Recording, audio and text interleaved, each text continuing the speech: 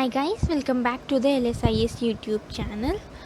Before starting our next lecture, please subscribe the channel. In this lecture, we'll study about consumers equilibrium cardinal utility analysis. So, who is a consumer? A consumer is the one who consumes goods and services for the satisfaction of his wants. अपनी ज़रूरतों को पूरा करने के लिए कोई भी जो गुड्स और सर्विसेज को यूज़ करे, उन्हें कंज्यूम करे, उसे हम कंज्यूमर कहते हैं. Consumers equilibrium.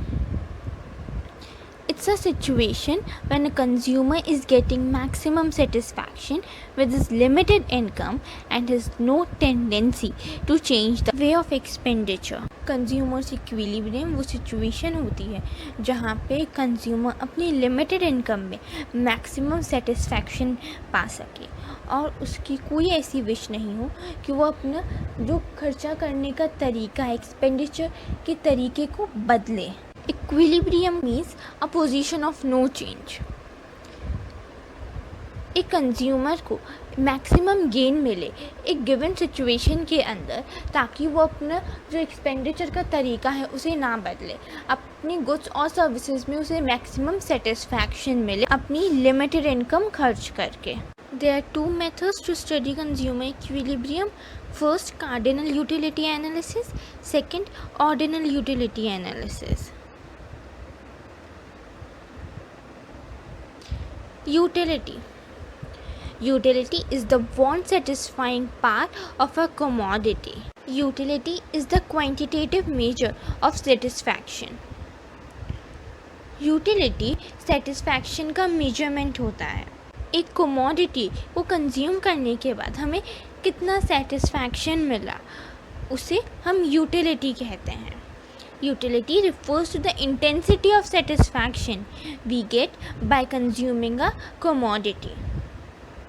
There are following characteristics of utility. First, utility is subjective in nature. Means utility varies from person to person and it keeps changing with time or place. Utility लोगों, वक्त और जगह के हिसाब से बदलती है. For example,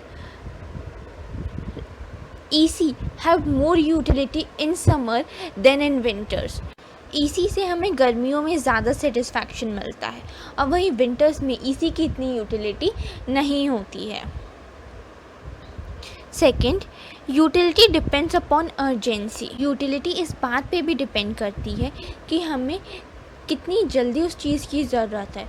फॉर एग्ज़ाम्पल, अभी मेरा केक खाने का मन कर रहा है बट मेरे पास अभी केक अवेलेबल नहीं है और यहीं 2-3 दिन बाद मेरे पास एक केक का पीस आता है, पर मुझे उससे उतनी यूटिलिटी नहीं मिलेगी जितनी 2 दिन पहले मिलनी थी जब मेरा मन कर रहा था वो पीस ऑफ केक खाने का. Third, utility is measurable. Utility को हम मेजर कर सकते हैं और इसके 2 अप्रोचेस होते हैं, cardinal utility analysis and ordinal utility analysis.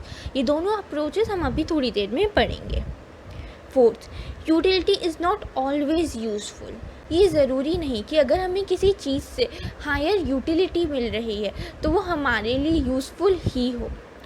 For example, एक ड्रग एडिक्ट को ड्रग्स यूटिलिटी दे सकते हैं, बहुत ज़्यादा हाई अमाउंट की यूटिलिटी दे सकते हैं, पर वो उसके लिए यूज़फुल नहीं होगा. Types of utility.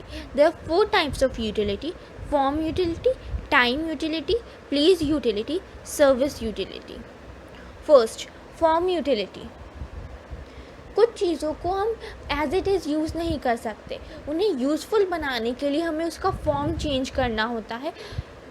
For example, would अपने रॉ फॉर्म में इतनी यूज़फुल नहीं होती जितनी तब होती है जब हम उस वुड से फर्नीचर बना लेते हैं. तो ये हुई form utility. Second, time utility. कुछ चीज़ों की यूटिलिटी टाइम के ऊपर डिपेंड करती है. फॉर एग्ज़ाम्पल, अम्ब्रेला अगर रेनी सीज़न में यूज़ करें तो उसकी यूटिलिटी बहुत हाई होती है. Place utility. एक एग्ज़ाम्पल लेते हैं, साउथ इंडिया में कोकोनट का प्रोडक्शन बहुत होता है तो वहाँ पे उसकी अवेलेबिलिटी भी बहुत रहती है, तो वहाँ के लोगों को कोकोनट से उतनी यूटिलिटी नहीं मिलेगी. अब वहीं अगर थोड़ा कोकोनट हम ट्रांसपोर्ट कर दें नॉर्थ के साइड जहाँ पे कोकोनट स्केर्स रहता है, लिमिटेड रहता है, तो वहाँ पे कोकोनट की यूटिलिटी बढ़ जाएगी। यही है प्लेस यूटिलिटी, एक कमोडिटी को ट्रांसपोर्ट कर देना एक जगह से दूसरी जगह ताकि उस पर्टिकुलर कमोडिटी की यूटिलिटी इंक्रीज हो जाए। फोर्थ, सर्विस यूटिलिटी, वो यूटिलिटी जो हमें सर्विसेज से मिलती है वो सर्विस यूटिलिटी कहलाती है। For example services given by lawyers, teachers etcetera. Cardinal and ordinal measurement of utility. Cardinal measurement, the concept was given by professor martial and इस कंसेप्ट के अकॉर्डिंग हम यूटिलिटी को मेजर कर सकते हैं नंबर्स की टर्म्स में, और इसकी एक स्टैंडर्ड यूनिट होती है मेजरमेंट की जिसे हम यूटिल्स कहते हैं। फॉर एग्जांपल मैंने एक पिज़्ज़ा ख़रीदा, तो उस पिज़्ज़ा को कंज्यूम करने के बाद मुझे कितना सेटिस्फैक्शन मिला, 1 यूटिल्स, 2 यूटिल्स, 3 यूटिल्स, हम उस पिज़्ज़ा के प्राइस और उसके क्वांटिटी से फाइंड आउट कर सकते हैं। Next is ordinal measurement of utility. ये कंसेप्ट प्रोफेसर हिग्स ने दिया था। इनके अकॉर्डिंग यूटिलिटी को मेजर नहीं किया जा सकता, सिर्फ उसे रैंक किया जा सकता है। फॉर एग्ज़ाम्पल हम ये कह सकते हैं कि पिज़्ज़ा कंज्यूम करने के बाद हमें ज़्यादा सेटिस्फैक्शन मिला देन बर्गर। उस यूटिलिटी को नंबर्स की फॉर्म में मेजर करना प्रैक्टिकली पॉसिबल नहीं है according to professor Hicks. Now cardinal utility analysis, हम इसको थोड़ा डिटेल में पढ़ेंगे। इसमें पहली चीज़ है concept of total and marginal utility. Total utility, the sum of utility derive from consuming different units of a commodity. एक कमोडिटी की जितनी भी यूनिट्स हमने कंज्यूम की है उनसे हमें जितना भी यूटिलिटी मिला उन सब का टोटल यूटिलिटी कहलाता है। और टोटल यूटिलिटी कभी भी ज़ीरो नहीं हो सकती, क्योंकि हम कुछ भी कंज्यूम करें हमें थोड़ी बहुत यूटिलिटी तो मिलेगी ही मिलेगी, और जब हमारी यूटिलिटी नेगेटिव होने लग जाती है तो हम अपना कंजम्पशन स्टॉप कर देते हैं। और ये टोटल यूटिलिटी फाइंड आउट करने का फॉर्मूला है, यानी सबका सम अप है। Marginal utility, the additional utility derived from the consumption of an additional unit of a commodity। वो एक्स्ट्रा यूटिलिटी जो हमें एक और यूनिट को कंज्यूम करने से मिली हम उसे मार्जिनल यूटिलिटी कहते हैं। फॉर एग्जांपल मिस्टर एक्स ने 5 एप्पल्स खाए जिससे उन्हें 10 यूटिल्स की यूटिलिटी मिली। फिर उन्होंने एक और एप्पल खाया तो उनकी टोटल यूटिलिटी हो गई 11, यानी एक एडिशनल एप्पल से उन्हें 1 यूटिल की एडिशनल यूटिलिटी मिली, तो हमारी मार्जिनल यूटिलिटी हुई 1 यूटिल्स। ये मैथमेटिकली हम मार्जिनल यूटिलिटी को कैसे कैलकुलेट करेंगे उसका फॉर्मूला है टोटल यूटिलिटी का n माइनस टोटल यूटिलिटी का n-1। Law of diminishing marginal utility, ये लॉ प्रोफेसर गॉसिन ने दिया था, इसलिए हम इसे गॉसिन्स फर्स्ट लॉ ऑफ कंजम्पशन भी कहते हैं। इस लॉ के अकॉर्डिंग जैसे जैसे हमें कमोडिटी का कंजम्पशन इंक्रीज़ करते हैं वैसे वैसे हमारी मार्जिनल यूटिलिटी जो उस कमोडिटी से हमें मिलती है वो डिक्लाइन होती रहती है। Marginal utility derived from the consumption of a commodity declines as more units of that commodity is consumed at a given time। किसी को बहुत तेज़ भूख लगी है, उसने एक चपाती खाई, उसको सेटिस्फैक्शन मिला, उसने दूसरी चपाती खाई, तब भी उसे सेटिस्फैक्शन तो मिलेगा, पर उस पहली चपाती के कंपेयर में वो सेटिस्फैक्शन कम होगा। सेम तीसरी खाई तो पहली 2 के कंपैरिजन में तीसरी वाले का सेटिस्फैक्शन कम होगा। ऐसा क्यों हुआ? क्योंकि उसकी जो वांट की इंटेंसिटी थी वो कम होने लगी, उसकी वांट सेटिस्फाई होने लगी। और एक पॉइंट ऐसा आएगा जब जब वो फुली सेटिस्फाइड हो जाएगा और फिर उसे और चपाती नहीं चाहिए होगी, he will stop the consumption. जैसे जैसे हम एक कमोडिटी का कंजम्पशन इंक्रीज़ करते हैं, हमारी वांट सेटिस्फाई होने लगती है। एज अ रिजल्ट हमारी मार्जिनल यूटिलिटी डिक्लाइन कर जाती है। और यही हमारा law of diminishing marginal utility. ये हमारे पास मार्जिनल यूटिलिटी और टोटल यूटिलिटी का स्केड्यूल है। जैसे जैसे हमारी यूनिट्स इंक्रीज़ हो रही हैं वैसे वैसे हमारी मार्जिनल यूटिलिटी डिक्रीज़ होती जा रही है। ये लॉ ऑफ DMU शो करता है। ये ग्राफ टोटल यूटिलिटी और मार्जिनल यूटिलिटी शो कर रहा है। जैसे जैसे हमारा टोटल यूटिलिटी इंक्रीज़ होता है तब हमारा मार्जिनल यूटिलिटी पॉजिटिव रहता है, और जब हमारा टोटल यूटिलिटी कांस्टेंट हो जाता है तब हमारा मार्जिनल यूटिलिटी ज़ीरो हो जाता है। और जब हमारा टोटल यूटिलिटी डिक्रीज़ होने लगता है तो हमारा मार्जिनल यूटिलिटी नेगेटिव हो जाता है। ये है हम 3 phases law of diminishing marginal utility के। When TU increases, MU is positive. When TU is constant and maximum, MU is 0, and this point is known as satiation point. वो point जहाँ पे TU मैक्सिमम है और marginal utility 0 है वो हमारा सेटिएशन point होता है। यानी इसके बाद कंज्यूमर को और कमोडिटी नहीं चाहिए, वो यहाँ इस पॉइंट पे पूरा का पूरा सेटिस्फाइड हो चुका है। And when total utility decreases MU becomes negative. Same इस स्केड्यूल में है। पहले TU हमारा इंक्रीज कर रहा है,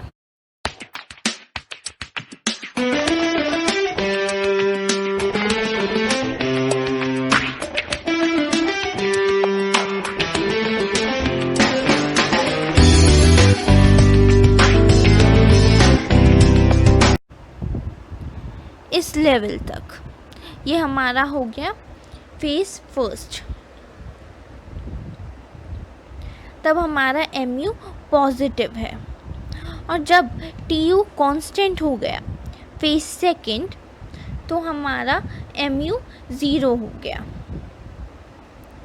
और जब TU इंक्रीज़ करने के बजाय डिक्रीज़ करने लगा तो हमारा MU निगेटिव हो गया फेज 3। और इससे हम TU और MU भी निकाल सकते हैं। जैसे एग्ज़ाम्स पे क्वेश्चंस आते हैं, आपको TU गिवन होगा, टोटल यूटिलिटी और मार्जिनल यूटिलिटी फाइंड आउट करने के लिए कहा जाएगा।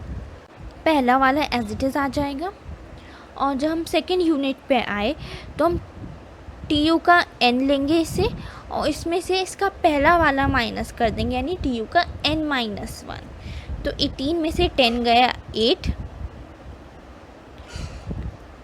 24 में से 18 गया 6, 28 में से 24 गया 4। सिमिलरली आगे का होगा। और जब हमें MU दिया हो, TU निकालना हो, तो हम टोटल करते हुए चलेंगे। 10 + 8 18, 18 + 6 24, 24 + 4 28, 28 + 2 30, एंड सिमिलरली आगे करते चलेंगे। Assumptions of law of diminishing marginal utility. First, standard unit of measurement. जिस भी कमोडिटी का हम कंजम्पशन कर रहे हैं उसकी मेजरमेंट के लिए एक स्टैंडर्ड यूनिट हमें लेनी चाहिए। ना ही वो बहुत ज़्यादा लार्ज होनी चाहिए और ना ही बहुत ज़्यादा छोटी होनी चाहिए। फॉर एग्ज़ाम्पल अगर हम वाटर का कंजम्पशन कर रहे हैं तो ये भी नहीं कि हम उसको एक टैंक में मेजर करें, और ना ही कि एक स्पून या ड्रॉप्स में उसको मेजर करें। एक स्टैंडर्ड यूनिट लाइक ग्लास ले लिया हमने। Second, continuous consumption. जब हम एक कमोडिटी कंज्यूम कर रहे हो तो उसकी सक्सेसिव यूनिट्स के बीच में कोई भी टाइम गैप नहीं होना चाहिए। फॉर एग्ज़ाम्पल एक चपाती सुबह खाई और एक चपाती रात में खा रही, ऐसा नहीं होना चाहिए। ये सिचुएशन लॉ ऑफ DMU के लिए फिट नहीं है। There should not be time gap between consumption of successive units of a commodity.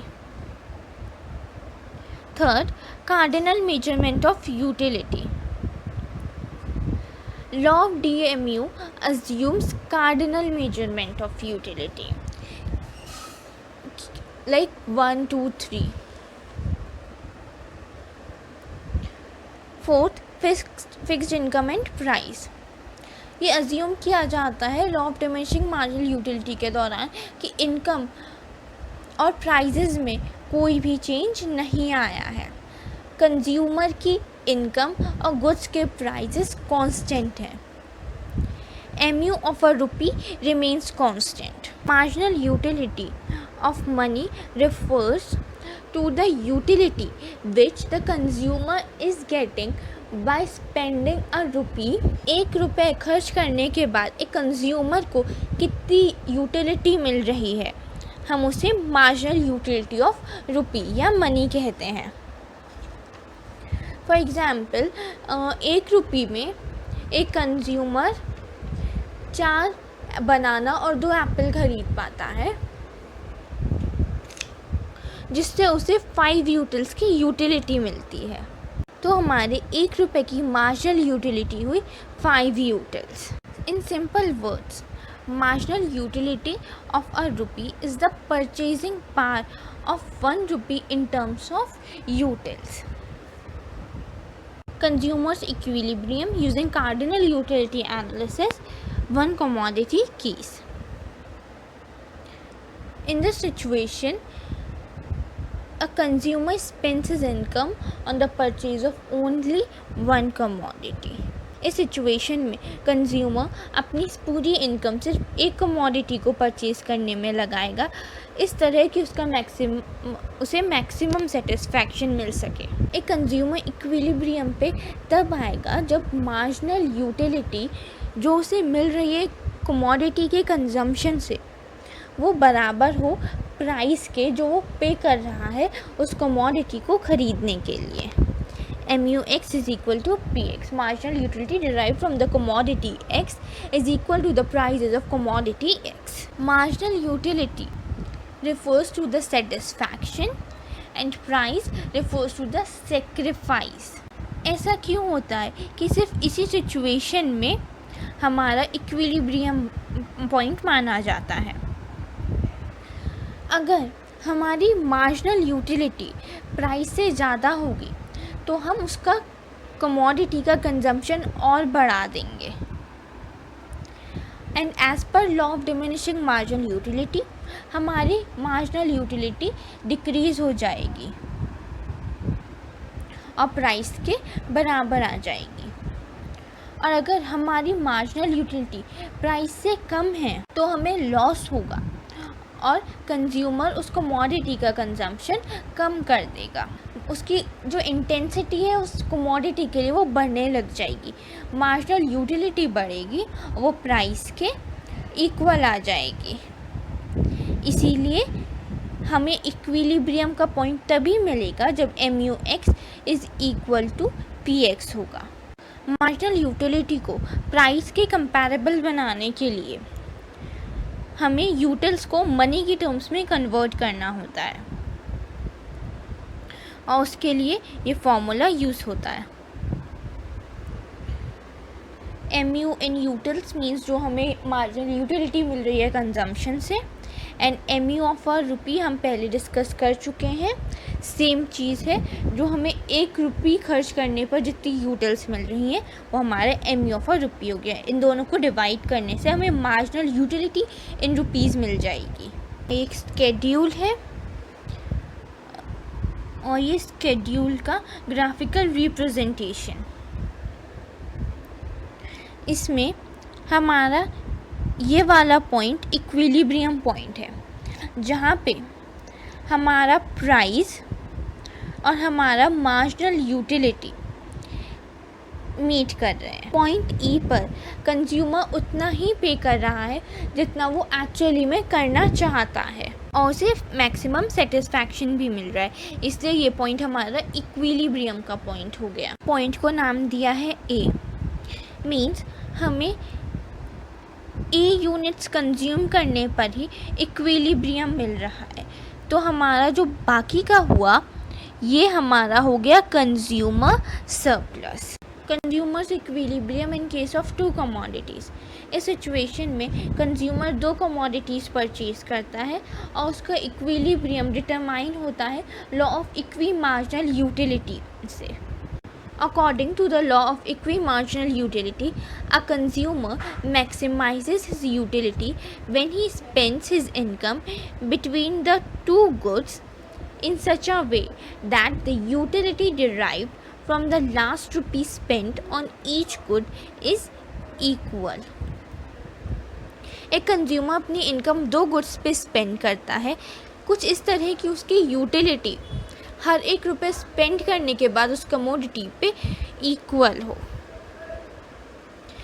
इस लॉ को हम प्रोपोर्शनैलिटी रूल भी कहते हैं क्योंकि इसमें कंज्यूमर अपनी इनकम को इस तरह से खर्च करता है कि उसका जो मार्जिनल यूटिलिटी हो वो प्रोपोर्शनल हो उसके प्राइजेस से। Determination of equilibrium when prices of both the goods are same.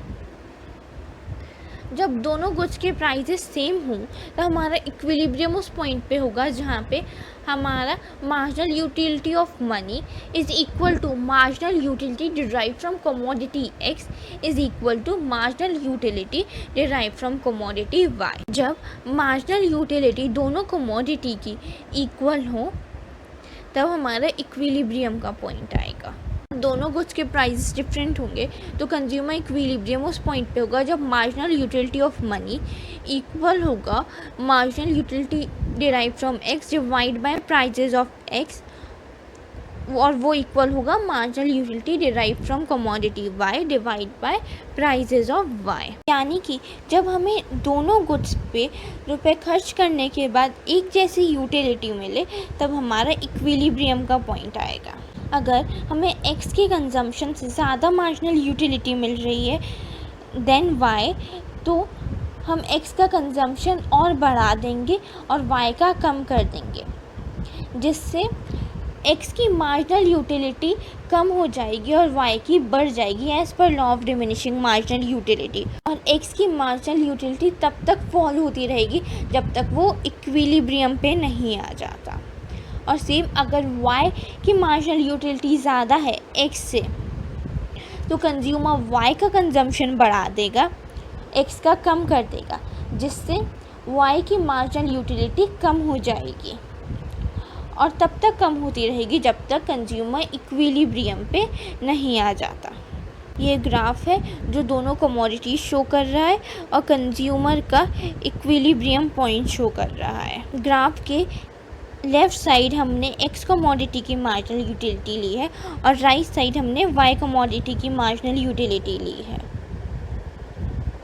और जहाँ पे ये दोनों मीट करेंगी वो पॉइंट हमारा इक्विलिब्रियम पॉइंट होगा। तो that's all for today, thank you.